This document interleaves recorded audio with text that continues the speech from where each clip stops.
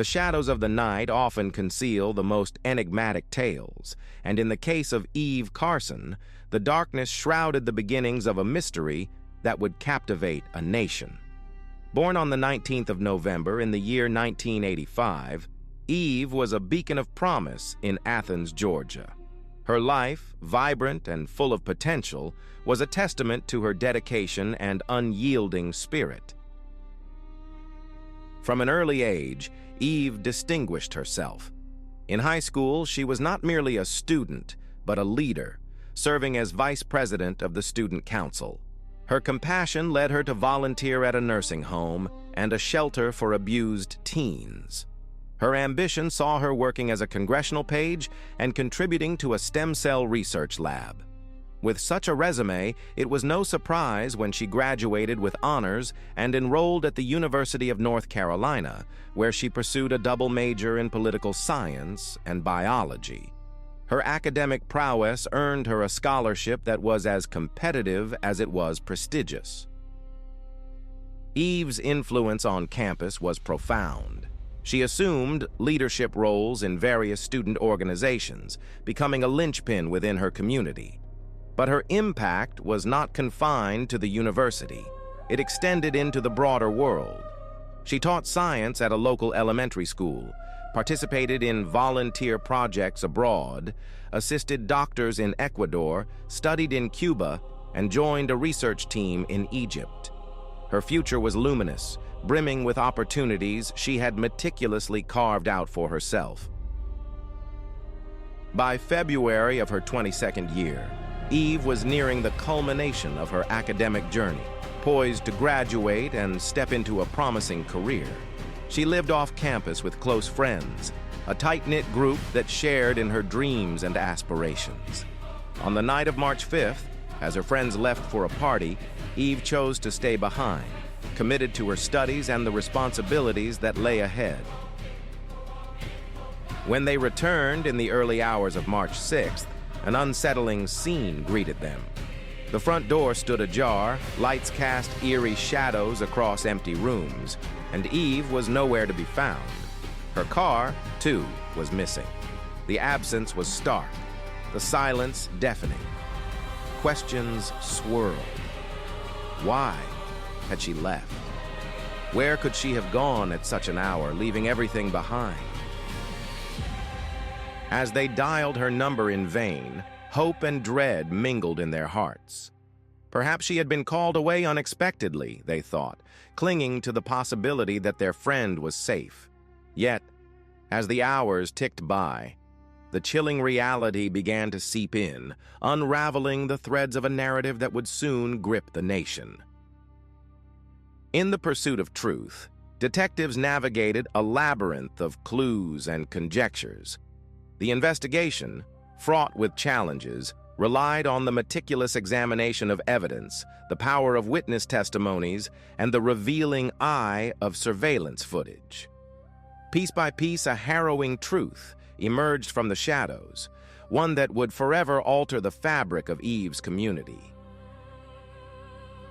This tale of Eve Carson, a young woman whose life was a tapestry of achievements and aspirations, serves as a poignant reminder of the fragility of dreams. Her story, a mosaic of brilliance and tragedy, resonates as an enduring testament to the indomitable human spirit and the relentless pursuit of justice. In the end, it underscores a profound truth, that even in the darkest of mysteries, the light of truth will ultimately prevail. They waited with bated breath, each passing hour amplifying the silence that filled their shared space. The expectation was simple, yet profound, that Eve would return, gracing the threshold with her familiar presence. But as the dawn of a new day broke, this hope was met with stark reality, for Eve remained absent. Faced with mounting concern, a close friend, driven by an unshakable sense of foreboding, finally reached out to the authorities. The police listened intently as the details unfolded, each word painting a picture more ominous than the last. It was then that the officers shared a revelation that sent chills through the air, a revelation that would shatter the fragile hope still clung to by those who knew Eve. Earlier that morning, in the stillness that only the early hours can summon, law enforcement had stumbled upon a body, a young woman, her identity yet to be determined.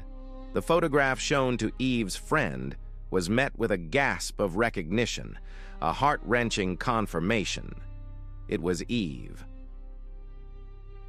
The clock had barely struck 5 in the morning when the local police station received a frantic call. A woman residing a mere mile from Eve's home had been jolted from her slumber by the Pearson authorities, a decision that led to a grim discovery. Upon arrival, officers were met with the tragic sight of a young woman's lifeless form, the surroundings offering no clues to her identity. She bore no identification, carried no phone, only the silent testimony of gunshot wounds marking her body. It was a scene of stark desolation, yet it was Eve's friend's identification that transformed the unknown into the intimately personal. As detectives delved deeper, they began to weave together the final hours of Eve's life. At 1:30 in the morning, she had been ensconced in her studies, the glow of her computer screen a testament to her dedication. Yet by 5, her body lay cold and still, a mile from the safety of her home. The pressing questions loomed large. How had Eve traveled such a distance in those few hours? And more importantly, who had orchestrated this tragic end? The absence of her car suggested a possible robbery, a theory that gained traction when a thorough search of her room revealed the disappearance of her wallet and credit cards, absent from the scene of the crime. The medical examiner's report dispelled any notions of a sexual motive, confirming the absence of assault. The investigation turned to her phone records, revealing the last signal, a faint echo from a tower near the highway skirting the dense forests that bordered the road. Then, a glimmer of hope. A vehicle matching the description of Eve's was found, abandoned and forlorn, a short distance from her home. The car was swiftly sent for forensic analysis, the hunt for fingerprints and DNA a testament to the relentless pursuit of justice. Simultaneously, another clue emerged from the digital realm. Eve's computer, a silent witness to her last hours, had been active until 3:30 in the morning. This revelation suggested that she remained at home long after her friends had departed for the night's festivities. Yet, somehow, she had ended up on that desolate stretch of road where her life had so abruptly ended. As the news of Eve's tragic demise spread, it cast a pall over the city, a ripple of sorrow and fear that touched every corner of her college campus. Eve was not just a student. She was a beacon of leadership, a vibrant presence in myriad student organizations. Her loss was not just personal, it was communal, a wound that cut deep into the fabric of the community. With grief came a pervasive unease, a shadow of fear that crept into the hearts of Studdage, yearning for answers. In the wake of such senseless violence, the community grappled with the fragility of life, a somber reminder of the darkness that can lurk so close to home. The relentless pursuit of truth often weaves a complex tapestry of uncertainty and hope. Such was the case with the investigation into Eve's mysterious disappearance. As anxiety permeated the community, an avalanche of tips poured in, each one a potential thread in unraveling the mystery. Stewed desire to aid the investigation. Yet, amidst the deluge of information, clarity remained elusive, and the case seemed no closer to resolution. But then a pivotal breakthrough emerged, transforming the investigation's trajectory. Eve's missing credit cards became a focal point for detectives, who meticulously combed through her transaction history. What they uncovered was both startling and revealing. A mere 18 minutes after Eve's last recorded interaction with her computer, an unauthorized withdrawal of $700 occurred, executed in 2 separate transactions. The withdrawals were made at an ATM located near a bustling shopping center on the outskirts of town. Detectives acted swiftly, obtaining the security footage from the ATM, hopeful for a breakthrough. The footage offered a tantalizing lead. It revealed a man seated inside Eve's car, brazenly using her card at the ATM. In the vehicle's back seat, a shadowy figure was discernible, leading investigators to suspect it could be Eve herself.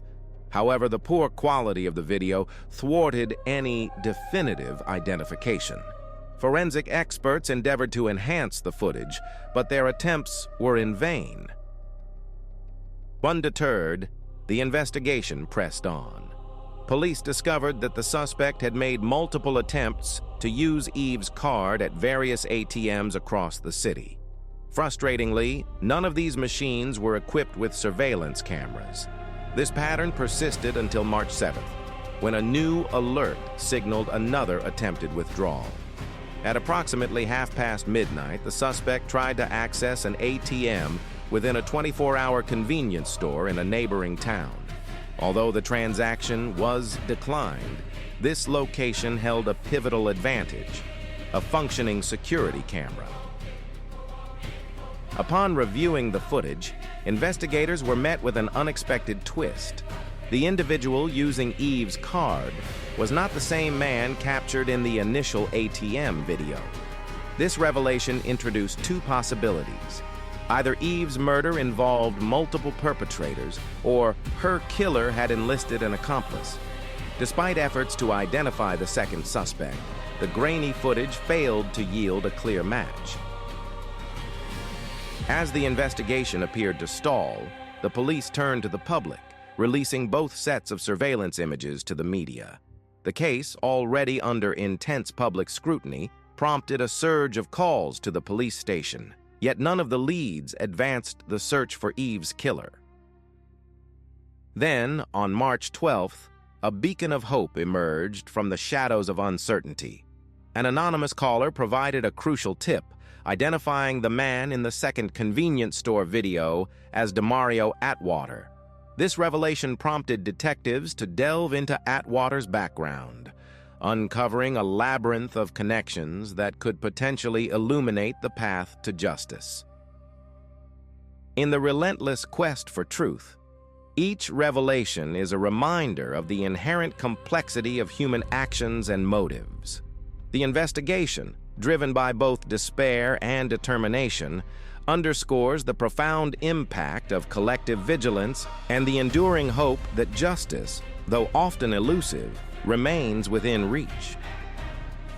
In the shadowed corridors of a justice system stretched thin, a chilling narrative unfolded. At the tender age of 21, Demario had already amassed a formidable criminal record, of other transgressions. His life was a revolving door of incarceration and premature release, each stint behind bars seemingly a mere interlude in an unbroken chain of criminality. Yet, it was the murder of Eve that thrust Demario into the unforgiving spotlight of a high-stakes criminal investigation. Fence, carrying a handgun while on probation. Investigators, armed with this knowledge, scrutinized his past mugshots, juxtaposing them against the grainy yet telling images captured by surveillance cameras at a local conleved they had identified their perpetrator. The proximity of Demario's residence to the crime scene further tightened the investigative noose. Detectives swiftly converged on his home, intent on unraveling the truth. Under the weight of questioning, Demario steadfastly denied any involvement in the heinous act.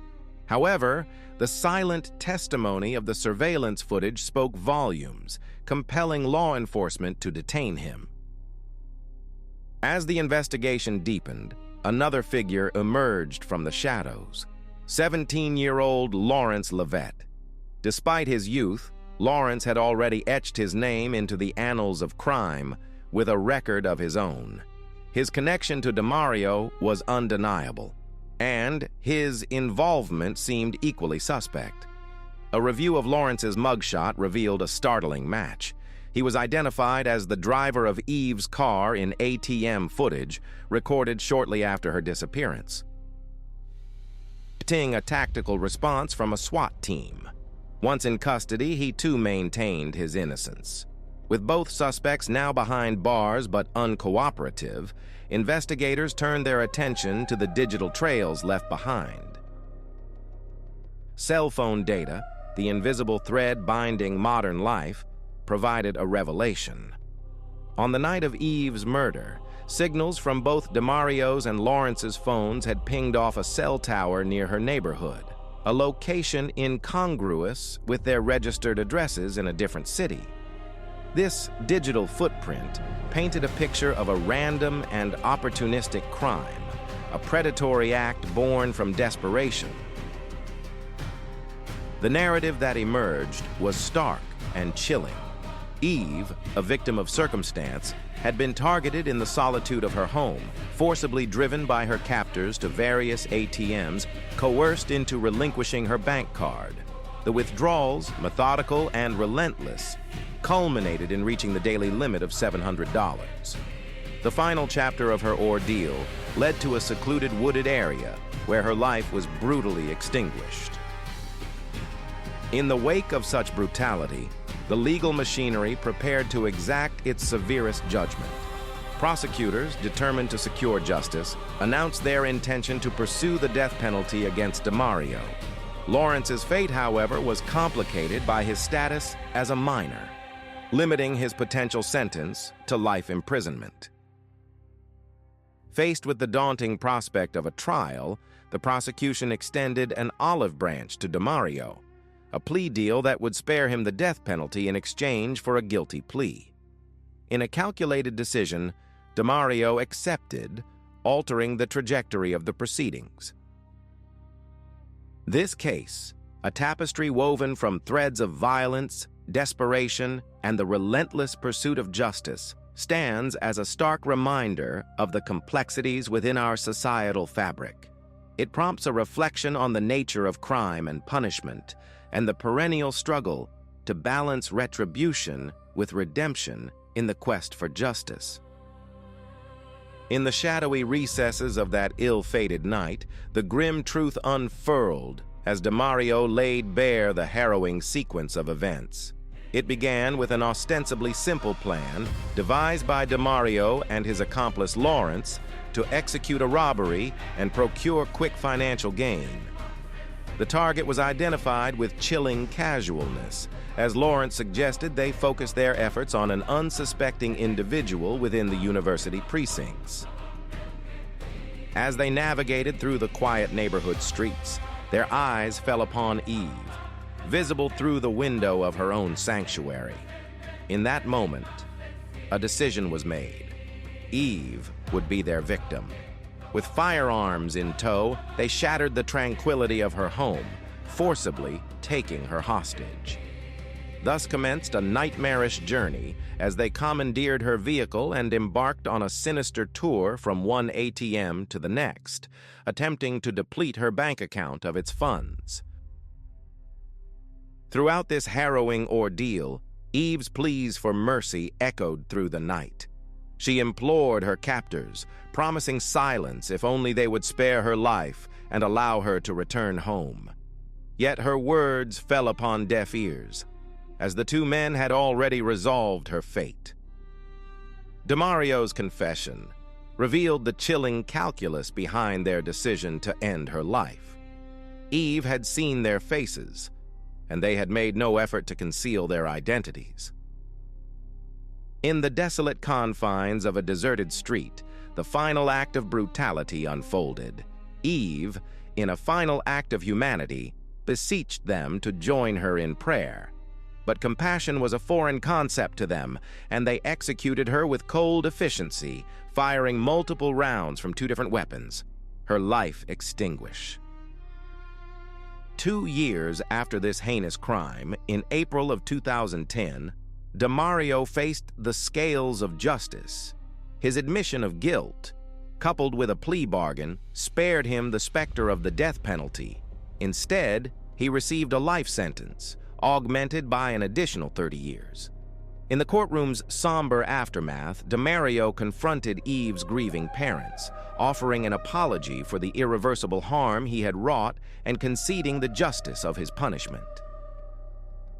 Lawrence, however, chose a different path. He steadfastly denied culpability, and his trial commenced in December 2011.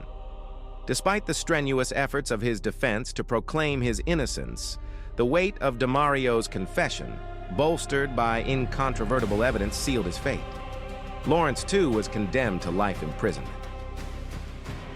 Yet, the story did not conclude with the gavel's final descent.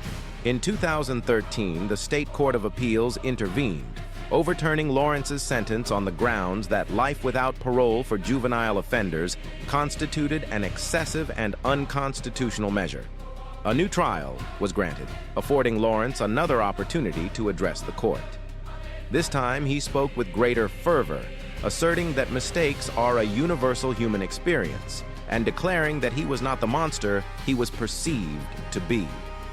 Nonetheless, his assertions lacked the ring of authenticity, and his failure to exhibit genuine remorse led the judge to reaffirm the life sentence. The specter of Lawrence's past loomed ominously over another case, eerily reminiscent of Eve's tragic fate. In January 2008, mere months prior to Eve's murder, a 29-year-old student met a violent end during a home invasion. Money once again was withdrawn from the victim's account at multiple ATMs throughout the city. Yet, despite the apparent parallels, the investigative trail grew cold, as insufficient evidence precluded the establishment of a definitive connection to Lawrence, and the charges were ultimately dismissed. In the end, this narrative of tragedy, crime, and justice underscores a profound truth. In the pursuit of one's own desires at the expense of others, humanity often finds itself on the precipice of darkness, the echoes of Evo within the human soul. Eve Carson's tragic story reverberated far beyond the borders of North Carolina, igniting a wave of legislative change and personal reflection across the nation. Her untimely demise became the catalyst for new stringent laws aimed at curbing gang-related activities. These laws, enacted by North Carolina lawmakers in February, introduced harsher penalties and more rigorous procedures for those embroiled in such crimes. Officially taking effect on December 1st, the legislation drew a direct line from the heart-wrenching loss of Eve to a broader societal shift, underscoring the potential for individual tragedy to inspire collective action. At Eve's University, her legacy was cemented through the establishment of a scholarship bearing her name, intended to support students who embody her spirit of kindness and leadership. A memorial garden was also created on campus, offering a serene space for reflection and remembrance, ensuring that her influence would continue to blossom in the minds and hearts of those who passed through its gates. In a poignant twist of fate, February of 2009 saw one of Eve's close friends rise to prominence as a finalist on the popular television show American Idol. His journey to the stage was imbued with Eve's spirit, as he revealed that her tragic passing had galvanized him to pursue his dreams with renewed vigor. Her memory served as a beacon, guiding him toward his aspirations with a newfound courage and determination. Yet, even as Eve's story inspired hope and change, another narrative of loss and betrayal was unfolding in the heart of Dallas. The murder of young dentist Kendra Hatcher was a chilling reminder of the destructive power of jealousy and obsession. The plot against her life, meticulously planned and ruthlessly executed, was captured in grainy surveillance footage that revealed the grim choreography of murder. A man in dark clothing, a white BMW, and a getaway vehicle speeding from the scene. The investigation into Kendra's death peeled back layers of deceit, revealing a tangled web of envy and desperation. It was a tale of a heart unwilling to relinquish its hold, a story of how love's darker shades can turn deadly. On the morning of September 2nd, 2015, as the clock ticked to 11:37, gunshots shattered the quiet of a Dallas parking garage. Witnesses recalled a figure in dark attire approaching Kendra's car, a prelude to the violence that would claim her life. Kendra Hatcher, at 35, was a woman whose life was defined by compassion and dedication. Her dental practice in Dallas was a sanctuary for her patients, who admired her gentle touch and meticulous care. Beyond her professional commitments, she devoted her time to volunteering at a free clinic, offering her skills to those who could least afford them. Her colleagues spoke of her unwavering kindness, her readiness to comfort anxious children or assist elderly patients.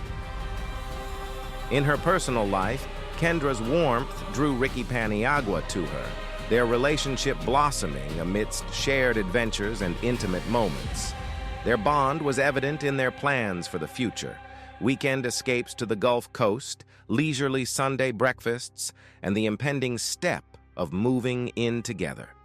Friends noted the joy that Kendra brought into Ricky's life, a joy now shadowed by the events that unfolded. As the investigation into Kendra's murder progressed, detectives traced the path of the getaway vehicle, uncovering a trail of incriminating evidence. Sinister text messages and clandestine meetings painted a picture of a conspiracy driven by a woman consumed by jealousy. The story of Kendra's life and untimely death serves as a stark reminder of the fragility of human connections and the unforeseen consequences of unchecked emotions. These narratives, Eve's legacy of change and Kendra's cautionary tale, invite us to reflect on the profound impact individuals can have on the world around them, whether through the inspiration they provide or the lessons their lives impart. In the tapestry of human experience, each thread, whether woven with hope or shadowed by tragedy, contributes to the complex and ever-evolving story of our shared existence. Spot, meticulously noting every detail. It was as if they were rehearsing for a sinister play, each step choreographed with precision and malice. The next day, as the sun dipped below the horizon, casting long shadows across the city, Branda's plan moved into its final act. That evening, as Kendra left her office, the air was thick with an uneasy silence, the kind that precedes a storm. She walked to her car, oblivious to the dangers that lurked in the shadows. Crystal Cortez was in place, her car idling nearby, ready to make a quick getaway. Jose Luis Ortiz, hidden from view, was poised to strike. As Kendra reached her vehicle, the attack unfolded with brutal swiftness. Ortiz emerged, a figure of darkness, and with a cold, calculated precision, unleashed violence that would forever alter the lives of those involved. The echo of the gunshot reverberated through the parking garage, a chilling testament to the depths of human jealousy and rage. In the aftermath, as sirens wailed in the distance, Branda Delgado's meticulously crafted plan began to unravel. The threads of her conspiracy, woven with lies and manipulation, could not withstand the scrutiny of law enforcement. It was only a matter of time before the truth surfaced, exposing the sinister plot that had led to Kendra's tragic demise. The investigation revealed the depth of Branda's obsession, her unwillingness to let go of a past relationship, and her determination to eliminate what she perceived as an obstacle to her happiness. Her actions, born out of a toxic blend of envy and desperation, highlighted the dangerous potential of unchecked emotions.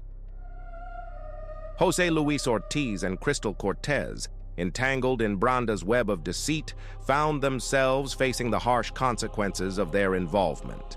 Ortiz, whose history of minor offenses had never hinted at a capacity for murder, now grappled with the weight of his actions. Cortez, driven by financial desperation, was forced to confront the moral cost of her decisions. As the courtroom drama unfolded, the world watched, captivated by the tragic tale of love turned lethal. The trial was a somber reminder of the fragility of human relationships and the destructive power of jealousy. It underscored the importance of seeking help and resolution rather than resorting to violence. In the end, Branda Delgado was convicted, her life forever altered by the choices she had made. The story of Kendra's untimely death became a cautionary tale, a stark reminder of the consequences that can arise when emotions are allowed to spiral out of control. Through this dark narrative, a universal truth emerges. The human heart, capable of immense love, can also harbor profound darkness. It is a testament to the duality of human nature, a reflection on the choices we make, and they're more crucial to recognize the signs of danger and intervene before tragedy strikes. The evening was cloaked in a veil of conspiracy and anticipation as Ortiz rehearsed his approach. Nearby, Cortez lingered in the driver's seat of a borrowed Jeep Cherokee. It illustrated the scene with the precision of a director on a film set, her voice echoing with authority as she called out adjustments. That night, the trio convened under the fluorescent lights of a Denny's, nestled within the anonymity of late hours. Their meeting, a final rehearsal of a grim plan, unfolded with an air of casual conspiracy. Branda, with a calm that belied the severity of their intentions, handed Ortiz a stolen handgun, its cold metal a testament to their resolve.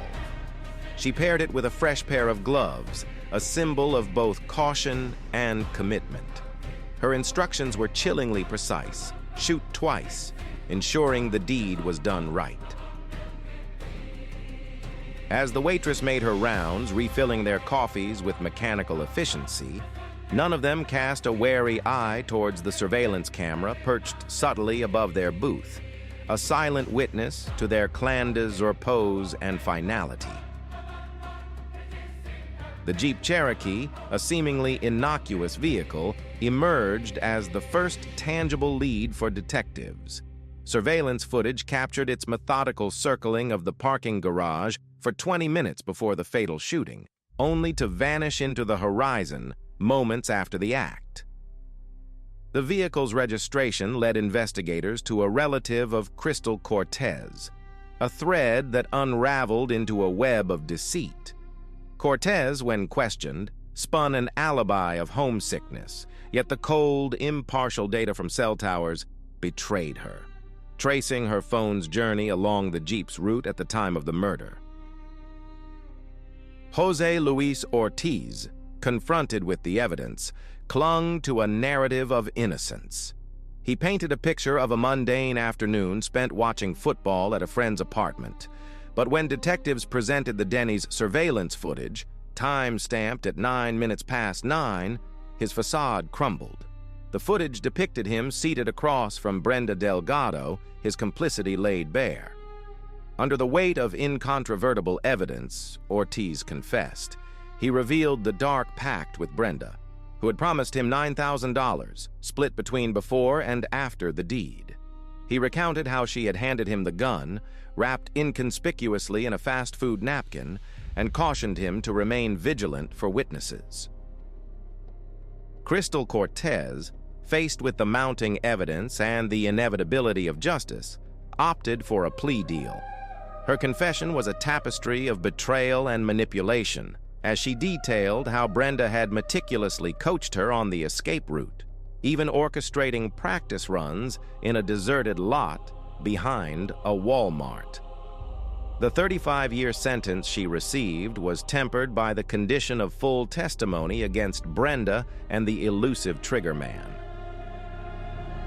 The shooter, a shadowy figure clad in dark clothing and sunglasses, had slipped into the garage before noon with a determination that suggested foreknowledge.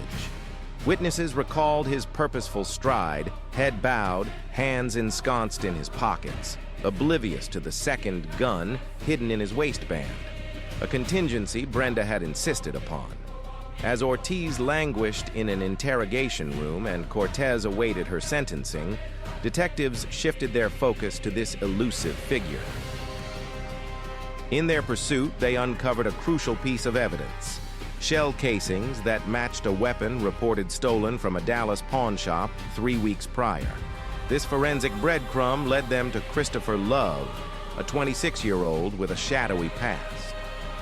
Love was not Brenda's initial choice for the job. Her first attempt had been to recruit a man named Ernie, who recoiled upon realizing the gravity of the task. Love, however, was ensnared by promises and desperation, stepping into the role of executioner in a tale woven with betrayal and ambition. In the end, the intricate tapestry of human choices and consequences reminds us of the shadows that lurk beneath the veneer of ordinary lives. In the pursuit of justice, the truth unveils itself in fragments, a mosaic of human nature's darkest impulses intertwined with moments of redemption. In the shadowed corridors of human nature, an intricate web of deception, desperation, and cold-blooded intent unfolded. The characters in this dark narrative were drawn from the fringes of society, where the allure of quick money and the haze of illicit substances often blur the lines of morality. At the heart of this tale was Brenda Delgado, a woman whose motivations were as complex and chilling as the crime she orchestrated. Brenda's plot began to take shape when she enlisted the service of Christopher Love, a man whose history of theft and assault marked him as a willing participant in her deadly scheme. To him, the promise of cash and methamphetamine was an irresistible lure. Brenda's offer was simple, yet sinister, a mix of immediate cash and drugs. For Love, this was enough to bind him to her plan. Crystal Cortez, an accomplice, played her part as the unsuspecting driver who ferried Love to meet Brenda at an unassuming Sonic drive-in. Over the innocuous setting of chili cheese dogs, a grim transaction took place. Brenda handed Love $500 in crumpled bills with a promise of an additional $4,000 upon completion of the task. The task was grimly specific. Kendra Hatcher, Brenda's target, was to be killed near her workplace, making it appear as a random act of violence. On the fateful day of September 2nd, Love executed the plan with chilling precision. Dressed in black jeans, a hoodie, and sunglasses, he waited in the shadows of a parking garage stairwell. At precisely 11:32 in the morning, as Kendra exited the elevator, Love struck. Witnesses later recalled the echo of 2 loud gunshots. The first bullet, aimed with deadly intent, struck Kendra in the chest as she reached for her car door. As she fell forward, the second shot entered the back of her skull. The attack, brutal and swift, lasted a mere 12 seconds. Love, unfazed, walked calmly to the Jeep Cherokee where Cortez waited, the engine idling.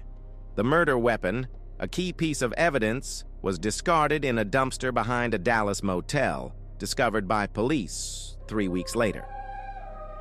Ballistic tests confirmed the gun's role in Kendra's murder, tracing it back to a burglary at a pawn shop where Love had once worked as a security guard.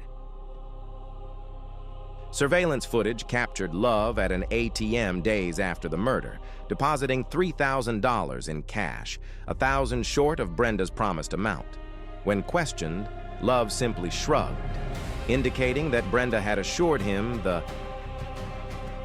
The unraveling of this conspiracy began with Crystal Cortez.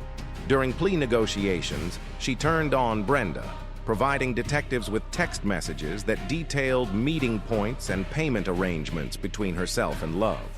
Initially, Love denied any involvement, but under the weight of mounting evidence, his story shifted repeatedly.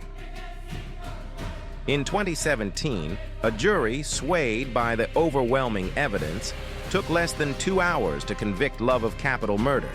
During sentencing, the prosecution played recordings of Brenda's jailhouse conversations, wherein she candidly discussed Love's involvement in the heinous crime.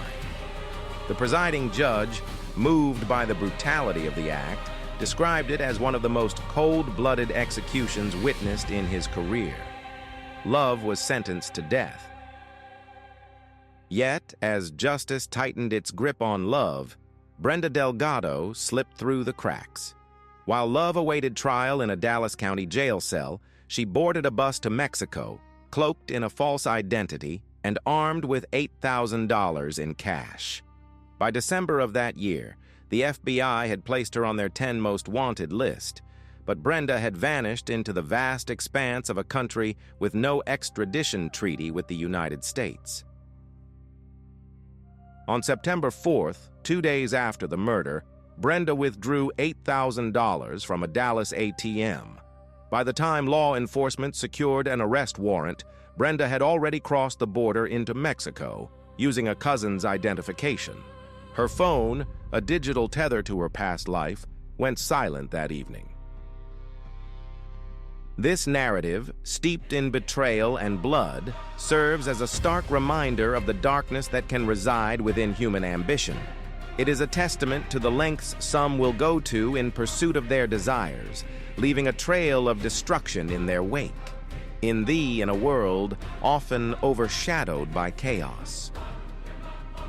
In the shadows of Monterey, a faint trace of Brenda infamy, Brenda was thrust into the limelight when the Federal Bureau of Investigation elevated her to their notorious 10 Most Wanted list in the somber month of December 2015. The allure of a $100,000 bounty beckoned those who might lead authorities to her elusive whereabouts.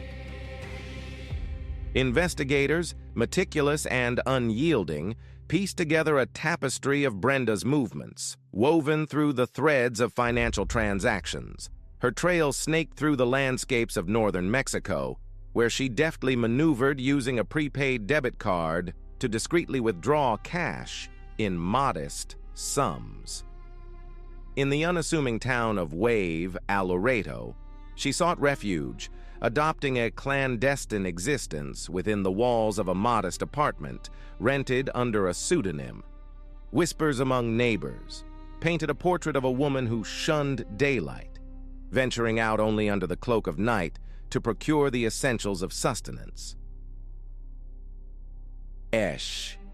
Her hair retained its striking blonde hue, and her wrist bore the unmistakable mark of a rose tattoo, an emblem of her defiance and individuality. The pursuit of fugitives on an international scale often hinges on the vigilance of the public eye, and Brenda Saga was no exception.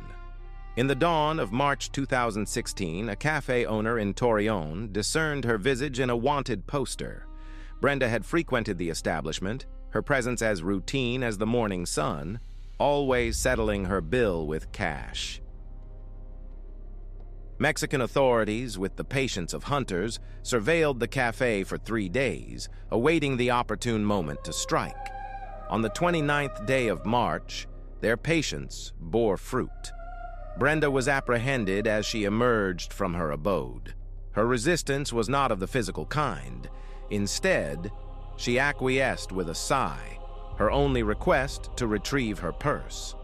The path to extradition was fraught with legal entanglements, stretching nearly a year as Mexican courts deliberated. Brenda resisted, citing fears for her safety within the confines of American prisons. During this interlude, the breadth of evidence against her swelled. Investigators unearthed prison phone calls in which Brenda attempted to orchestrate payments to the family of her victim, perhaps a bid to buy their silence. Fellow inmates recounted tales of her boasting, a narrative of outsmarting the authorities. In 2018, the stage was set in a Dallas courtroom where Brenda faced the gravity of her actions. Prosecutors unveiled recordings that laid bare her orchestration of murder, her voice coldly calculating the details of the crime and its aftermath. The jury, with somber resolve, required a mere 4 hours to render a verdict of capital murder. The sentencing phase bore witness to the raw agony of Kendra Hatcher's mother, who articulated the profound fissures her daughter's death had carved into their family. The judge, unwavering and resolute, pronounced the maximum sentence: life in prison without the possibility of parole. As the gavel fell, sealing her fate, Brenda cast a final defiant glare at Ricky Pantiagua, a silent testament to her unyielding spirit. In the aftermath, the tendrils of Kendra's absence wove through the lives she had touched. Her dental practice, once a beacon of care, shuttered its doors, leaving a void in the lives of countless patients. The free clinic where she had selflessly volunteered enshrined her memory within a photograph, a poignant reminder of the benevolence now lost. The parking garage, a site of tragedy, bore silent witness to the past, a pair of bullet holes in the concrete, patched yet still discernible to those who knew where to look. Kendra's patients, adrift in the wake of her absence, continued to call, their voices a chorus of longing, inquiring when their beloved Dr. Hatcher might return. Her receptionist, with a heavy heart, bore the burden of delivering the news, a testament to the enduring impact of a life cut tragically short. In the quiet echoes of these events, one is reminded that even amidst the darkness, the light of a life well lived can never be fully extinguished. Her place in Kendra's life. The narrative of Kendra Hatcher's untimely demise extends beyond the tragic headlines, weaving a tale of profound loss and societal impact that resonates through the corridors of Dallas and beyond. Where Kendra selflessly volunteered, providing dental care to those in need, found itself grappling with an irreplaceable void. She was more than just a dentist. She was a beacon of hope for many who could not afford such care elsewhere. The patients, now left without her skilled hands and compassionate heart, were forced to traverse the city in search of alternatives, or worse, forego treatment altogether. For Ricky Pantiagua, the emotional burden was immense. Haunted by the memories of shared moments and places, he could no longer bear the familiar streets of Dallas. The trial had been a crucible, burning away the life he once knew. His confession to the police revealed a haunting truth. Brenda had exploited his trust, using his email account to stalk Kendra, a betrayal he couldn't forgive himself for. In the wake of Kendra's death, her mother clung to the remnants of her daughter's life. The untouched bedroom stood as a silent testament to what was lost, a shrine of the mundane, a half-finished crossword puzzle, a snapshot of a life interrupted. The parking garage where Kendra's life was brutally taken became a symbol of fear and avoidance. Despite attempts to cleanse the space with fresh paint and new lights, the echoes of tragedy persisted, inhabitable to face the haunting reminders. The ripple effects of Kendra's murder transcended personal grief, permeating the fabric of the community. Crime analysts observed a notable increase in security measures, with a 22% rise in camera installations across medical offices, a tangible expression of heightened fear and vigilance. Therapists reported an influx of clients grappling with anxieties tied to relationships, as the specter of obsessive love and its potential for violence loomed large in the collective consciousness. In the immediate aftermath, the free clinic experienced a surge in donations, a fleeting testament to collective mourning and solidarity. Yet, as the media spotlight dimmed, so too did the public's attention, leaving the clinic to navigate its challenges in relative obscurity. Tammy Patano, a long-term patient of Kendra's, encapsulated the pervasive uncertainty that gripped the community. Her words reflected a sobering truth: the unpredictability of those we consider familiar. Kendra had been more than a dentist to her. She was a trusted confidant. Now, Tammy's daughter embarked on a longer journey for dental care, a routine disrupted by the shadows of tragedy. The reverberations of Kendra's murder were felt in countless lives, each touched by grief, fear, and a newfound awareness of life's fragility. Brenda Delgato's jealousy did more than extinguish Kendra's vibrant existence. It cast a pall over families, severed bonds, and unsettled an entire community. The prison sentences handed down could not restore what was lost: a promising career, a cherished friend, a devoted volunteer, all sacrificed at the altar of unbridled obsession. In the end, Kendra's story is a stark reminder of the delicate threads that bind our lives, easily unraveled by the caprice of human emotion. It underscores the profound impact one life can have and the enduring legacy of love and loss that transcends the boundaries of time and space. Through the telling of this tale, we are reminded that while life is fragile, the connections we forge and the compassion we extend remain our most enduring defenses against the darkness. The veneer of perfection often conceals the most profound of cracks. In the quiet corners of their burgeoning relationship, Isabella and Louis found solace in shared dreams and whispered promises.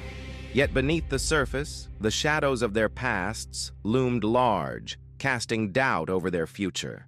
Isabella, a woman of resilience and determination, had long sought a sanctuary from the tumultuous tides of her previous life. Louis, with his polished demeanor and worldly experiences, appeared to be the harbor she so desperately craved.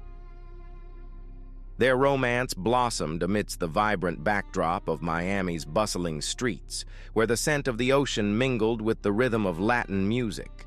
It was a city where dreams met reality, and for a fleeting moment, Isabella believed she had found her place. But as their relationship deepened, the fractures in their seemingly perfect union began to emerge. Louis, though outwardly charming, harbored secrets that would soon unravel the fabric of their lives.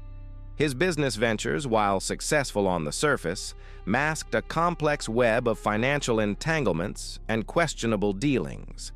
Isabella, blinded by the allure of a fresh start, overlooked the warning signs that hinted at the turbulence to come. The couple's decision to marry in the summer of 2014 was met with both excitement and trepidation. Friends and family gathered to celebrate their union, unaware of the storm brewing beneath the facade of happiness. The wedding, a lavish affair set against the backdrop of Miami's azure skies, was a testament to their shared vision of a new beginning. Yet as the sun dipped below the horizon, casting long shadows over the festivities, the cracks in their relationship widened. Their honeymoon, intended as a respite from the chaos of everyday life, became a crucible that tested the very foundations of their marriage. As they sailed the crystalline waters of the Caribbean, the couple's idyllic escape turned into a battleground of hidden resentments and unspoken truths.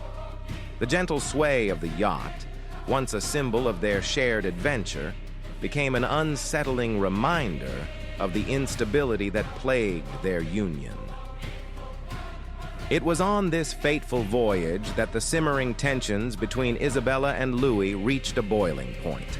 The precise details of what transpired remain shrouded in mystery, but the outcome was tragically clear. The dream of a life together, built on the fragile promise of love, was irrevocably shattered.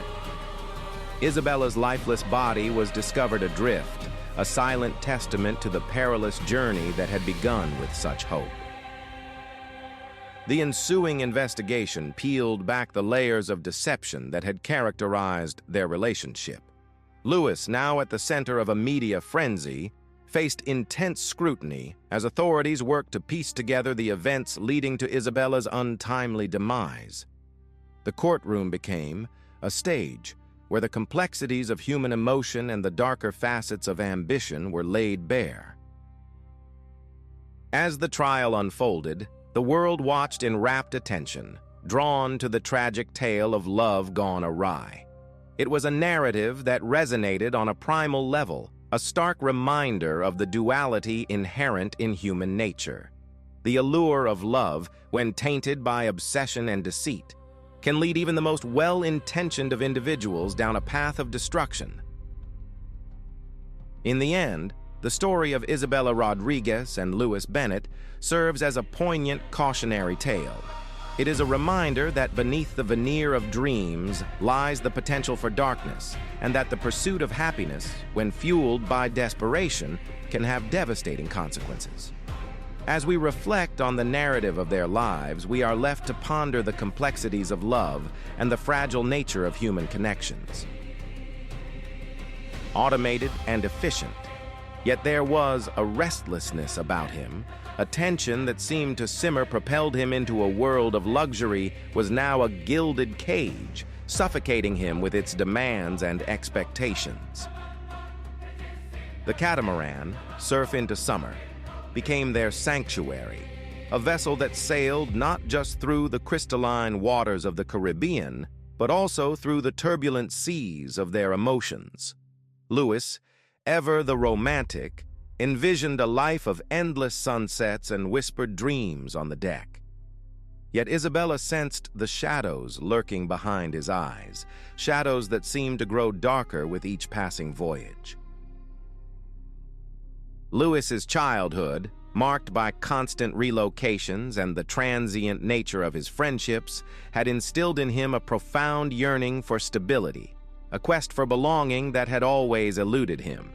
In the pages of adventure novels he found solace, and in the tales of daring explorers and hidden treasures, he imagined a world where he could rewrite his own story. But reality, as it often does, had other plans. Isabella, too, carried her own scars. Her past, a tapestry woven with the threads of love and loss, had left her wary yet hopeful. Her dreams of a new beginning in America were more than just a pursuit of romance. They were a bid for redemption, a chance to reclaim her narrative after years of heartbreak. Lewis's charm and the allure of his adventurous spirit offered a glimmer of hope, a beacon guiding her through the fog of her doubts. As they navigated the azure waters, their conversations drifted from the mundane to the profound. They spoke of their fears, their aspirations, the ghosts of their pasts, and the promises of their futures. For a moment, it seemed as if they had found an anchor in each other, a steadfast presence amidst the chaos of their lives. Yet, beneath the surface, the currents of discontent swirled. Isabella began to question the reality of their idyllic escapades. Why did Louis, with all his success, seem so disconnected from his own life? Why did the man who had everything still seem haunted by an invisible SP mystery and illusion? Their journey together was not merely a physical one, but an exploration of the human condition, a testament to the complexity of love and ambition. As the sun dipped below the horizon, casting a golden glow over the tranquil sea, Louis and Isabella stood on the precipice of discare destinies. In the end, the question remained: could they navigate the storms of their pasts and emerge unscathed, or would the weight of their secrets drag them into the depths of despair? In the vast expanse of the ocean, where dreams and reality intertwine, they would find the answer. For in the pursuit of love and the quest for identity, one must confront the shadows within and embrace the light that lies beyond. N, seemingly at ease with life, lived without the burdens of a conventional job. His beloved Isabella, however, could not dismiss the quiet unease that gnawed at her. Louis, ever the charmer, would brush aside her concerns with a jest, assuring her of a fortune that would safeguard them from financial worries forever. Such reassurances, though comforting, left Isabella with lingering doubts. Their lives took a transformative turn in the summer of 2016 with the arrival of their daughter, Amelia. A child, a beacon of new beginnings, brought with her both the bliss of first-time parenthood and the inevitable strains that accompany it. With Amelia at the heart of their universe, the couple soon found themselves at odds, their disagreements escalating into significant rifts. The question of where to raise Amelia became a contentious issue. Louis, with roots in Australia, desired a life down under, while Isabella, having fought for her place in America, envisioned a future for her daughter on familiar soil. In the end, it was Isabella's vision that prevailed. By 2017, the family had laid down roots in Florida. Despite their unresolved tensions, they took a significant leap forward, binding their lives legally in marriage. Isabella, ever hopeful, yearned for a honeymoon that might rekindle the spark of their early days. She longed for the romance of the sea, the joy of navigating the world on Louis's cherished catamaran. Louis, true to his word, promised her this adventure once their lives found balance. Thus, in the waning days of April 2017, their voyage commenced, a honeymoon set against the stunning backdrop of the Caribbean's azure waters. The couple appeared blissfully content, their social media pages alive with vibrant snapshots of sunlit shores and radiant smiles. Yet, the digital world fell silent abruptly, a stillness that lingered for 2 weeks. When Isabella finally reconnected, she spoke of their presence in Cuba, hinting at an imminent return to Florida. She cited poor connectivity and warned of further silence. As the calendar turned to May 15th, the tranquility shattered. The United States Coast Guard received a distress signal from Louis Bennett. He was adrift, alone on a life raft in the vast expanse of the sea. The urgency of the situation propelled rescue teams into action, yet one haunting question persisted. Where was Isabella? The sea, in its vastness, holds many secret depths of human emotion and the mysteries that lie beneath its surface. In its embrace, dreams are born, and sometimes they are lost. What remains is the eternal rhythm of the tides, a reminder of life's ebb and flow, and the enduring quest for answers that lie just beyond the horizon. Brings danger, allowing water to flood in. For experienced sailors, leaving these hatches open is akin to inviting disaster. It painted a picture of deliberate sabotage, a narrative starkly different from the one Louis recounted. As investigators pieced together this maritime mystery, they delved deeper into Louis's background. He was known for his charm and adventurous spirit, a seasoned sailor who had navigated many treacherous seas. But beneath this veneer of confidence lay a man with mounting financial troubles.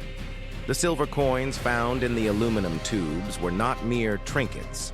They represented a hidden fortune, a secret stash that hinted at desperation and forethought.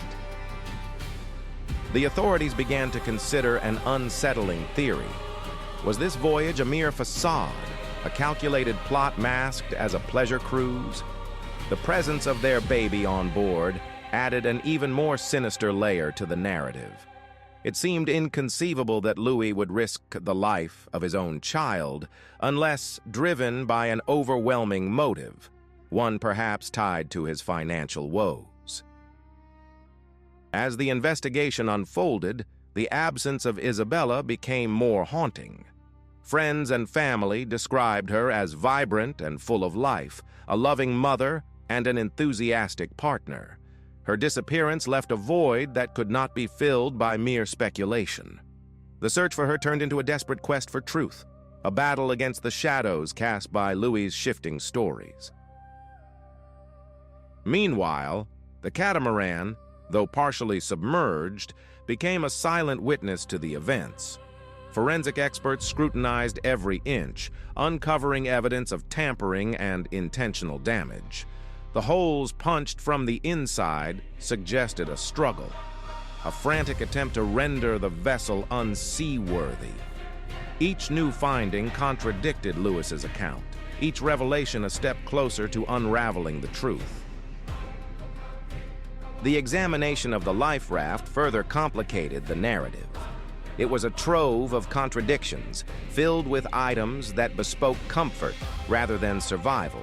The electronics, the tea set, even the carefully packed clothes painted a picture of someone preparing for a long absence, not a harrowing escape. The absence of navigational tools or equipment to aid in a search for Isabella was glaring, raising questions about Louis's intentions. The case soon captivated the public, transforming into a maritime enigma that gripped the imagination. Speculation ran rampant, with theories ranging from foul play to an elaborate insurance scheme. But amidst the swirling rumors, one fact remained immutable. Isabella was still missing, her fate unknown. In the court of public opinion, Louis was already on trial, his every action scrutinized and debated.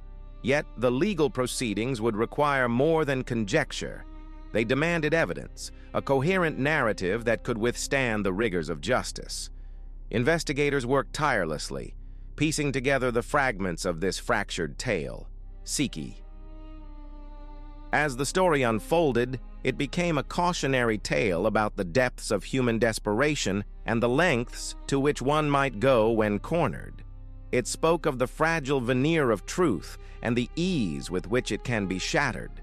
Ultimately, it was a reminder of the unpredictable nature of the sea, a vast and unforgiving expanse that holds its secrets close, revealing them only to those who dare to look beyond the surface.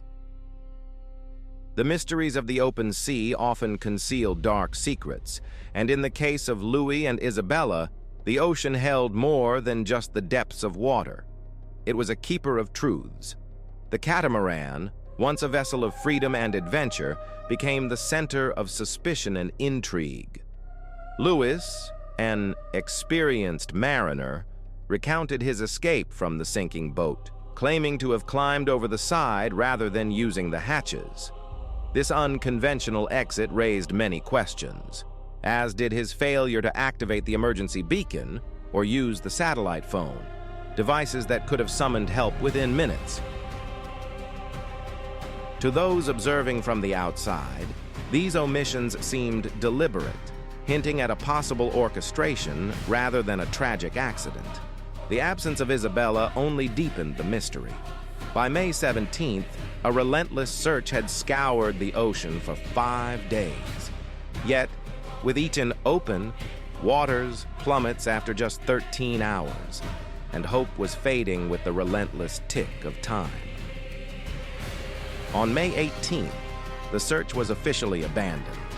Isabella was declared lost to the sea. Meanwhile, Louis returned home on May 15th, mere days after the incident. His demeanor was unsettlingly calm, almost indifferent, as if he had already accepted the loss. This composure, coupled with his actions, cast a shadow of doubt. He booked a solitary ticket back to Australia, dated May 19th, as if resigning to the inevitability of no rescue, no reunion, and no miraculous return. Death certificate, a necessary document to claim her life insurance, a pursuit blocked by the insurance company's refusal. Thwarted, he turned to Isabella's parents, seeking custody of their young daughter, Amelia. The grieving parents, consumed by anger and grief, held him responsible for the tragedy and denied his request. Yet Louis was relentless.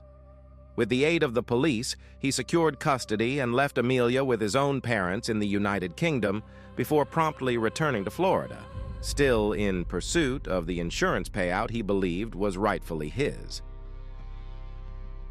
To investigators, Lewis's every move seemed laden with ulterior motives. Each step he took appeared to lead towards one inexorable conclusion: that he knew more than he let on about Isabella's disappearance. However, the catamaran, the potential repository of truth, lay irretrievable beneath the ocean's surface, taking with it any tangible evidence. As the investigation turned from the sea to the land, it led to the home that Louis and Isabella once shared. A thorough search ensued, sifting through personal belongings and scrutinizing Lewis's phone. Initially, nothing seemed amiss. The couple had not communicated for weeks, and Luis's unexplained absences were noted, but not incriminating. Yet, within the walls of their shared domicile, a sinister discovery awaited. Hidden recording devices were unearthed, devices that whispered of secrets and surveillance. These discoveries painted a chilling picture of a relationship fraught with unseen tensions and unspoken truths. The presence of such devices suggested a narrative of control and premeditation, casting a long shadow over the events that led to Isabella's disappearance. The ocean, vast and inscrutable, had swallowed the catamaran and, with it, the immediate answers. Yet, the unfolding investigation on land hinted at a darker, more complex story, one that transcended the loss at sea. As the layers of this mystery peeled away, they revealed a tale of human complexity, a narrative where love, betrayal, and ambition collided in the most profound of tragedies. In the end, the ocean's silence was mirrored by the silence of those left behind, pondering the unfathomable depths of human nature and the secrets it holds. In a chilling tale of domestic turmoil and hidden truths, Isabella's own voice echoed posthumously through the recordings she had made. In these haunting audio documents, she spoke in tones fraught with fear and desperation, recounting the persistent threats posed by her husband, Louis. Her words painted a picture of a woman ensnared in a web of menace and intimidation, her spirit battered by the looming specter of violence. Louis, she confided to the recordings and her friends, had threatened her life on multiple occasions. Yet despite the terror that permeated her daily existence, Isabella clung to a fragile hope that change might still be possible, yearning for a resolution that would never come to pass. As investigators delved deeper into the dark undercurrents of Lewis's life, a narrative of financial ruin and reckless abandon began to unfold. Louis was suffocating under a mountain of debt, unpaid real estate loans, delinquent utility bills, and credit cards pushed to their limits. Instead of confronting his financial woes, Louis chose to escape into a world of denial and leisure. While Isabella labored tirelessly to hold their lives together, Louis squandered his days aboard his catamaran, in of his savings, much to Isabella's dismay. In a cruel twist of irony, Louis deflected responsibility, pressuring Isabella to abandon her role as caretaker of their daughter and to seek employment to alleviate his debts. He justified his actions by claiming he was pursuing endeavors of greater importance. However, a closer examination of his financial records revealed a more sinister layer to his activities. Between 2014 and 2016, Louis orchestrated international money transfers amounting to nearly $160,000. Additionally, the rare silver coins found in his possession after a maritime disaster were not treasures of serendipity, but rather the spoils of theft. These coins had been purloined by an acquaintance during a shore leave, only to be handed over to Lewis for clandestine sale. This revelation was yet another piece in the puzzle that recast Louis Bennett from a victim of circumstance to a man burdened by secrets and desperation. Ultimately, it was not the catastrophe at sea that led to his incarceration, but rather the illicit act of smuggling. A search of his residence unearthed some of the stolen silver coins, alongside the incriminating recordings of Isabella's distressed voice. This damning evidence culminated in a conviction for smuggling, resulting in a 7-month prison sentence. However, the story took a darker turn as authorities pursued further charges of involuntary manslaughter in connection with Isabella's disappearance. Through meticulous investigation, they pieced together a narrative from a tapestry of evidence, documents, witness testimonies, and recordings. Their grim conclusion suggested that during their final sailing excursion, Isabella may have inadvertently uncovered the hidden cache of rare coins among Lewis's belongings. The ultimate fate of Isabella remains shrouded in mystery, a haunting question mark that lingers in the wake of these tragic events. Did she meet her end at the hands of a man she once trusted, or did the turbulent seas claim her as their own?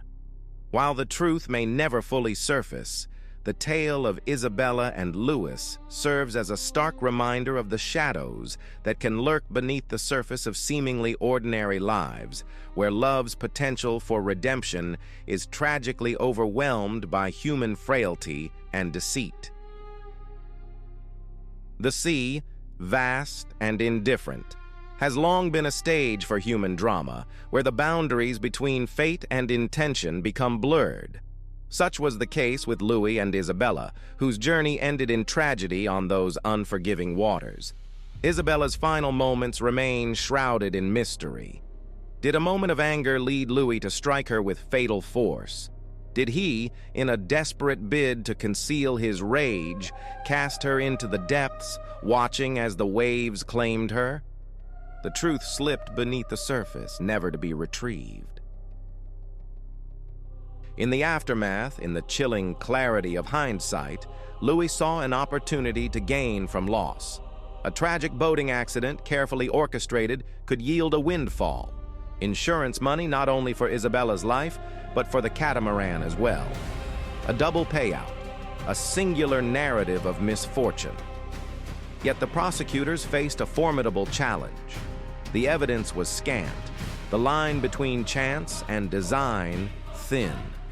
They saw in Lewis's actions the hallmarks of a crime of opportunity rather than premeditated malice. The family, consumed by grief and suspicion, called it a cover-up. Louis, maintaining a facade of innocence, dismissed it as a stroke of ill fate. The legal proceedings culminated in ambiguity. The case for premeditated murder, fraught with gaps and uncertainties, faltered under scrutiny. The prosecutors, weighed down by the burden of proof, extended a plea deal to Louis. The full account of that fateful day slipped away, lost in the vast expanse of the ocean. Lewis's acceptance of the deal, an admission of guilt in exchange for a mere 8 years in prison, posed a haunting question. Why would an innocent man concede, if not to avoid a harsher fate? The single piece of damning evidence was a recording, a chilling testament to Lewis's capacity for violence, wherein he threatened Isabella's life. Her family, devastated and incensed, saw the plea deal as a miscarriage of justice, a lenient sentence for a man they believed to be guilty of their beloved's demise.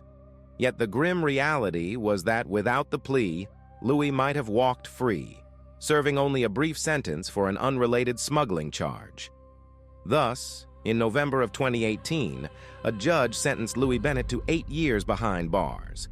In a gesture of justice, the court decreed that Isabella's assets and the insurance money Lewis had sought would belong to their daughter, Amelia.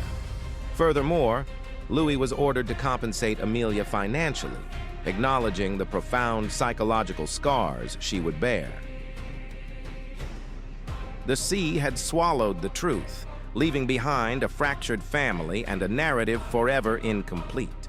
A young woman, Isabella, had vanished from the world, leaving behind echoes of her laughter, her dreams, and her love.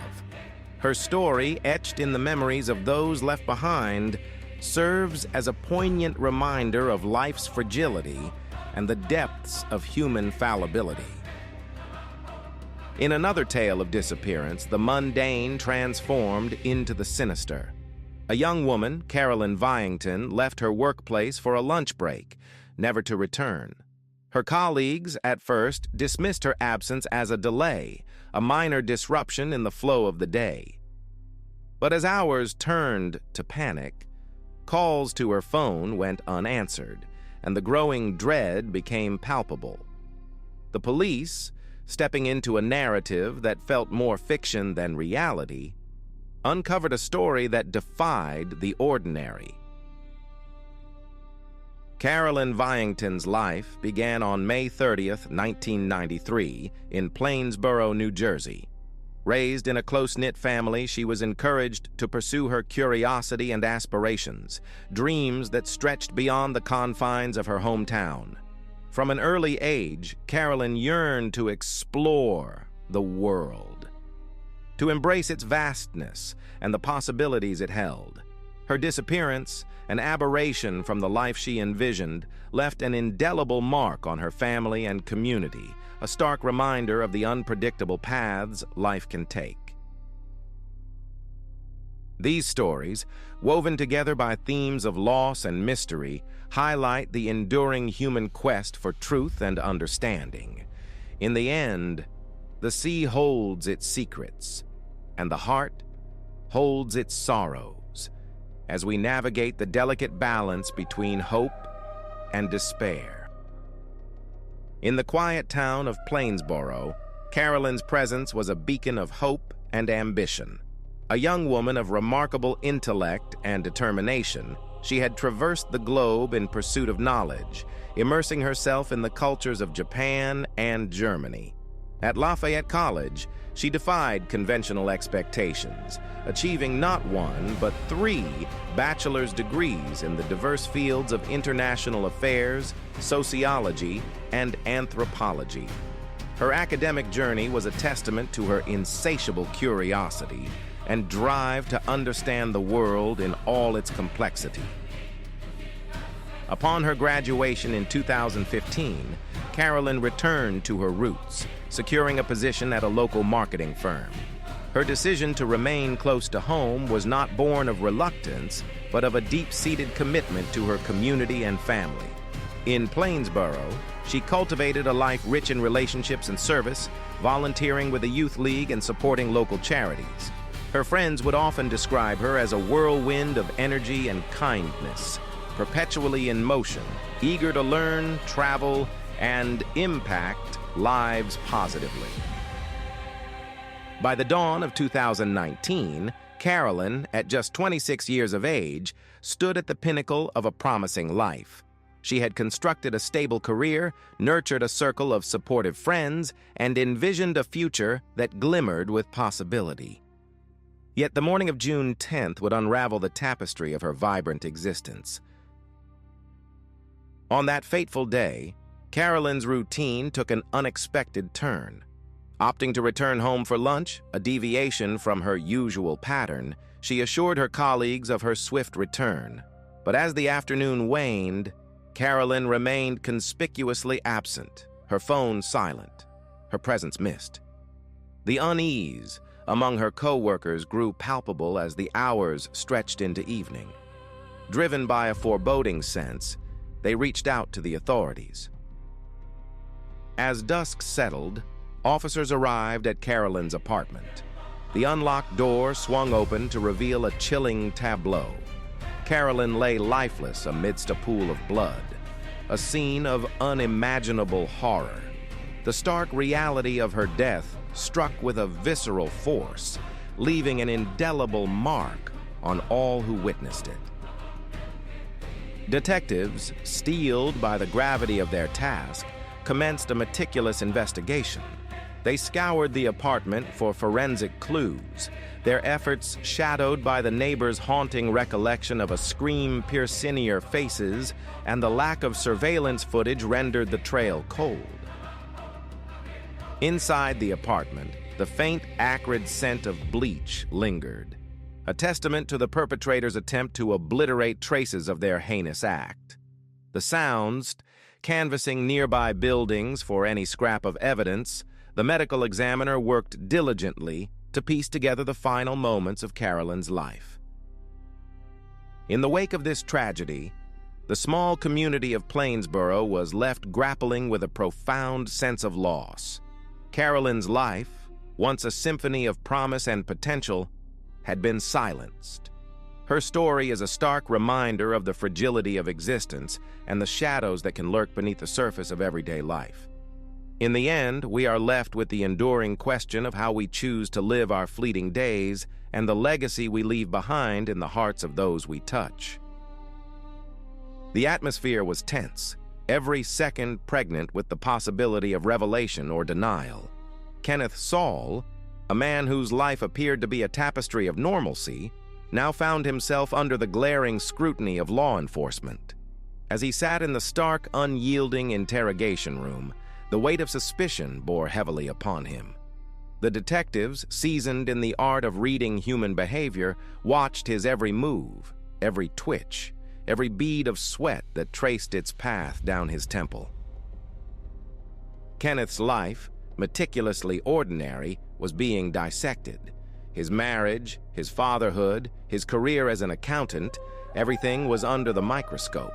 Here was a man who seemed to have it all, yet the questions surrounding his actions on the day of Carolyn's murder loomed large. His alibi, thin and unraveling, was a thread that detectives tugged at relentlessly. The absence of a record at the repair shop was a glaring inconsistency that needed explanation. As the interrogation unfolded, Kenneth's demeanor was a study in contrasts. His voice, at times steady, betrayed undercurrents of anxiety. His eyes, evasive, seldom met those of the detectives, as if they held truths too damning to confront. The scratches on his hands, initially dismissed as inconsequential, now screamed for attention. What stories did they tell? What secrets were etched into his skin? Detectives probed deeper, their questions a relentless tide against Kenneth's fragile defenses. They spoke of Carolyn, of her life, her untimely and brutal end. They painted vivid pictures of the crime scene, the visceral horror of it all. With each detail, they watched Kenneth closely, seeking any sign of recognition, any flicker of guilt or remorse. Kenneth's strange question about circumstantial evidence became a focal point. It was a query that betrayed an unsettling awareness, a preoccupation with the mechanics of justice that seemed out of place for a man who claimed innocence. Why would a blameless individual concern themselves with the intricacies of legal thresholds? This question lingered, a specter that haunted the investigation. Meanwhile, as detectives continued their relentless pursuit of the truth, they turned to the science of forensics. The apartment, once a sanctuary, was now a crime scene, meticulously combed for evidence. Each fiber, each fingerprint, each drop of blood was a potential clue, a piece of the puzzle that could either incriminate or exonerate. The scissors and screwdriver, instruments of unimaginable violence, were analyzed with the precision of a surgeon's scalpel. Did they bear Kenneth's fingerprints? Was there DNA that tied him irrevocably to the scene of the crime? These were the questions that forensics sought to answer, questions that could tip the scales of justice. In the background, the community, once a tapestry of peace, now buzzed with speculation and fear. Carolyn, a beacon of kindness and gentility, had been a cherished member. Her murder was a rupture in the fabric of their everyday lives, a reminder of the darkness that could lurk beneath the surface of the familiar. As days turned into weeks, the investigation continued its inexorable march towards truth. Kenneth, a man who had once blended seamlessly into the backdrop of life, was now a figure of intense scrutiny. His actions, his words, his very existence were examined with a fine-tooth comb. In the end, the case against Kenneth Saul would hinge on the interplay of evidence and intuition, of facts and the ineffable sense of justice. It would be a testament to the complexity of human nature, the capacity for darkness that can reside within even the most ordinary of lives. And, as the investigation drew to a close, it left in its wake a profound meditation on the nature of evil, the fragility of innocence, and the relentless pursuit of truth in a world where shadows often obscure the light. In the complex tapestry of a murder investigation, truth often masquerades behind a veil of deception. Kenneth, an unassuming accountant, had spun a web of inconsistencies that captivated the attention of seasoned detectives. He maintained that he had visited a repair shop during his lunch break. Yet, when pressed for evidence, a receipt, a text message, any tangible proof, he faltered. His narrative unraveled, morphing into a tale of self-repair at a nearby park. This abrupt shift in his account, marked by hesitation and inconsistency, triggered an instinctual alert in the minds of the investigators. In the world of criminal investigation, such discrepancies are not mere trivialities. They are glaring red flags. The notion that Kenneth, a man more accustomed to spreadsheets than spanners, would choose to mend his vehicle in a park rather than entrust it to a mechanic, defied logic. Yet, despite the implausibility of his story, Kenneth steadfastly denied any involvement in the tragic demise of Carolyn. At that juncture, the detectives lacked the concrete evidence necessary to secure an arrest. But the tide was about to turn. A meticulous examination of surveillance footage from local businesses revealed a critical lead. Investigators shifted their focus to dash cam footage from a police patrol car that had traversed the area shortly after noon. The footage unveiled a crucial piece of the puzzle. Kenneth's car, identifiable by its make and license plate, was captured just a few miles from Carolyn's apartment complex. This revelation was damning.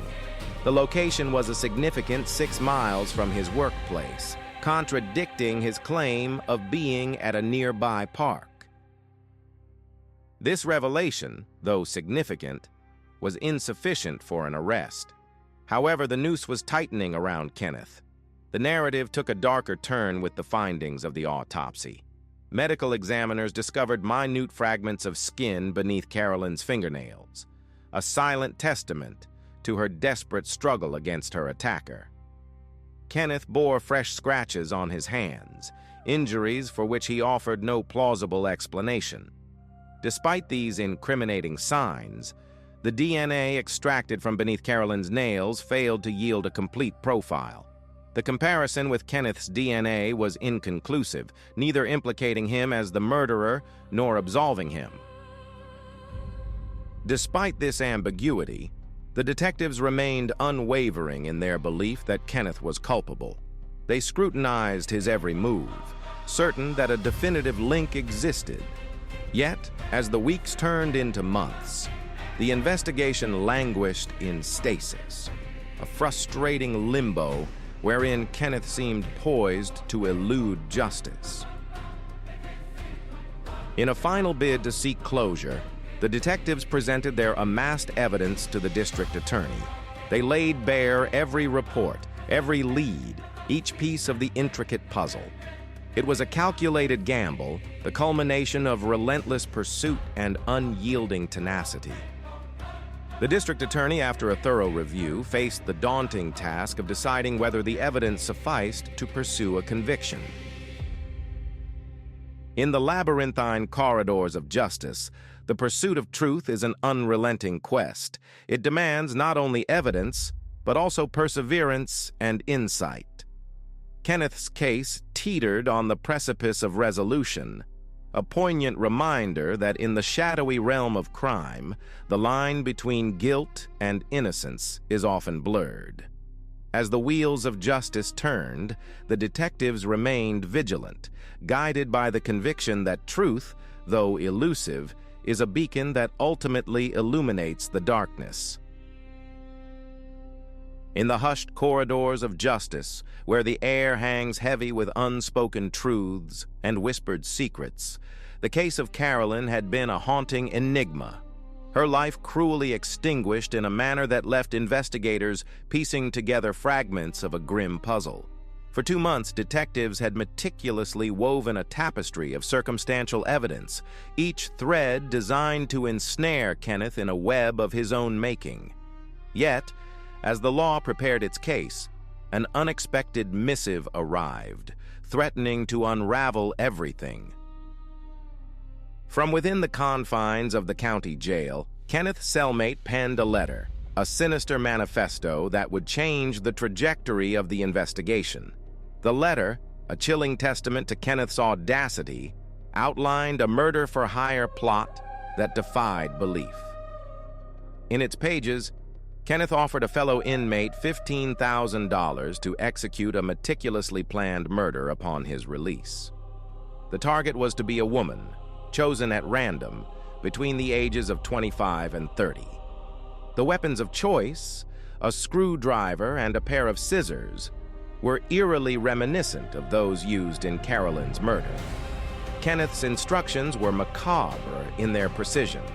Stab the victim in the neck and cleanse the scene with bleach. The detectives were thunderstruck.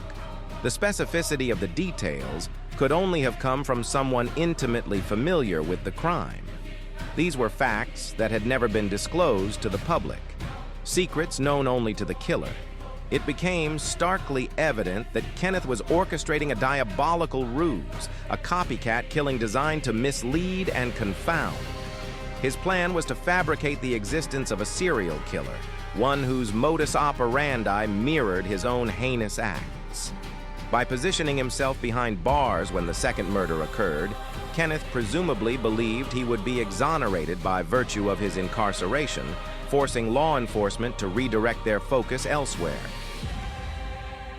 However, the letter's revelations did not end with this chilling proposal. Kenneth's machinations extended further into the realm of the grotesque. He suggested an alternative plot to the inmate, one that involved the murder of the lead detective or the elimination of a previously interviewed witness. If the latter option was pursued, Kenneth instructed the inmate to stage the scene as a suicide, complete with a forged confession note admitting to Carolyn's murder. The aim was clear: to convince the authorities that the true perpetrator had confessed and met their demise, thus absolving Kenneth of all guilt. This plan, as convoluted as it was malevolent, laid bare the twisted intellect behind it. Kenneth's delusions of grandeur were palpable. He seemed to believe that the removal of a single detective would dismantle the entire investigative apparatus. The absurdity of his scheme was compounded by his attempts to impart advice on evading capture, a ludicrous endeavor given his current incarceration. In the dim light of the interrogation room, the detectives could almost visualize Kenneth's mind, a labyrinth of deceit and desperation, where reality blurred with fantasy. The audacity of his plot was matched only by its implausibility. A narrative so far-fetched it seemed more suited to the pages of a noir thriller than the annals of a criminal investigation. Yet, within this tale of darkness and deception lies a poignant reflection on the human condition. It is a reminder of the lengths to which individuals will go to evade the consequences of their actions and the intricate dance between truth and illusion that defines our pursuit of justice. As the story of Kenneth unfolds, it serves as a stark testament to the complexity of the human psyche, a narrative that challenges us to confront the shadows within ourselves and the world around us. Anyone noticing. With this clandestine access, he could invade her private sanctuary at will, all the while maintaining the facade of a harmless colleague. The knowledge of her daily routines, the intimate details of her life, became an obsession that consumed him. Kenneth's mind, once the portrait of rationality, was now a labyrinth of dangerous desires. The night of the murder, Kenneth entered Carolyn's home with the intent of confronting her one last time. He believed that if he could just speak to her, she would finally understand the depth of his feelings. But when faced with her rejection once more, his obsession turned fatal. In that moment, the line between love and madness blurred irrevocably. The subsequent investigation into Carolyn's murder was exhaustive, yet the lack of direct physical evidence presented a formidable challenge. Detectives meticulously pieced together the narrative of Kenneth's obsession, relying heavily on circumstantial evidence, witness testimonies, and eventually the damning recordings and planted notes that revealed his sinister plans. In his confession, Kenneth recounted the events with a chilling detachment, as if narrating someone else's story. The deal offered by prosecutors, though controversial, was a calculated gamble. Without a slam-dunk piece of evidence, the risk of acquittal loomed large. By securing a confession, they not only ensured some measure of justice for Carolyn, but also brought closure to a case that had haunted the community for years.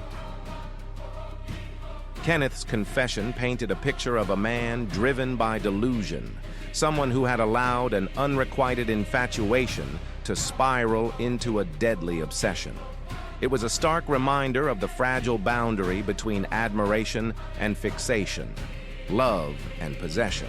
His actions were not those of a momentary lapse, but the culmination of years of unchecked desire. The case left an indelibly a reminder that beneath the veneer of civility, there can lie a storm of emotions capable of driving a person to unspeakable acts. Kenneth's story is a testament to the unpredictable paths obsession can carve, and the devastating consequences when unchecked desires are allowed to fester. In the end, the question of why remains as much a philosophical inquiry as it is a psychological one. What compels a person to cross the line from affection to obsession, from desire to destruction? Perhaps it is in these shadows that we glimpse the complexities of the human heart, a reminder of the duality that exists within us all. As we ponder these questions, we are left with the haunting realization that the scariest monsters are not those lurking in the dark, but those that reside within. In the quiet corners of a bustling city, where the anonymity of urban life serves as both a refuge and a veil, a sinister story unfolded. It began with a seemingly innocuous act. Kenneth Saul, a man whose outward appearance betrayed nothing of his inner turmoil, began to intrude upon the private sanctuary of Carolyn Bainton. Under the guise of routine, during the unassuming lull of his lunch breaks, Kenneth would stealthily enter her apartment, a place meant to be her haven, her escape from the outside world. But what commenced as an intrusion soon spiraled into an obsession. Kenneth, driven by a compulsion that defied rationality, installed hidden cameras throughout Carolyn's living space. These devices, meticulously placed, served as his eyes, allowing him to monitor her every movement unbeknownst to her. The invasion of privacy was complete, yet Kenneth's thirst for control and knowledge seemed unquenchable. Months passed, each day steeped in the clandestine surveillance that fed Kenneth's dark desires. Then, on a fateful day in June, the delicate balance of his secret world was shattered. On June 10th, Kenneth once again embarked on his surreptitious visit, unaware that Carolyn had chosen to return home for lunch. The convergence of their paths was unplanned, a cruel twist of fate that would unravel into tragedy. Inside the apartment, as Kenneth lingered in the shadows, the sound of the front door unlocking sent a jolt through him. Panic seized him as Carolyn entered, her presence turning his covert operation into a glaring confrontation. In a moment of sheer desperation, Kenneth resorted to violence. The attack was brutal, a frenzy of rage and fear that culminated in Carolyn's untimely death. Armed with a pair of scissors and a screwdriver, ordinary items transformed into instruments of horror, Kenneth extinguished a life, leaving behind a scene of chaos and despair. In the aftermath, Kenneth attempted to erase the evidence of his crime, scrubbing at the bloodstains with bleach. Yet the magnitude of his actions was beyond concealment.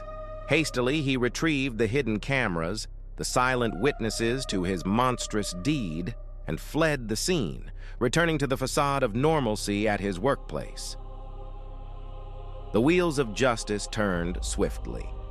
By January of 2023, Kenneth faced the consequences of his actions in a court of law.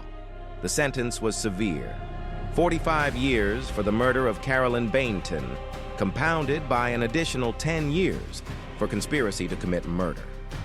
From behind the bars of his cell, Kenneth had sought to orchestrate further violence, enlisting a fellow inmate to carry out his sinister plans, a testament to the depths of his depravity. In a final act of contrition, Kenneth addressed the courtroom, his voice a mixture of remorse and resignation. He spoke to Carolyn's grieving family, attempting to convey the weight of his regret. "I'm sorry every day for my choices," he confessed, acknowledging the irreversible damage he had wrought. Yet his words, though seemingly heartfelt, were met with skepticism by many who questioned the authenticity of his remorse. Kenneth's life, once a tapestry of secrets, lay bare in the harsh light of truth. His wife, blindsided by the revelation of his double life, sought a new beginning through divorce. The mask he had worn for so long had crumbled, revealing a man whose capacity for deception and violence knew no bounds. This tale of obsession and tragedy serves as a haunting reminder of the duality of human nature. Beneath the surface of ordinary lives, the potential for darkness lurks, often unnoticed until it erupts into the world with devastating consequences.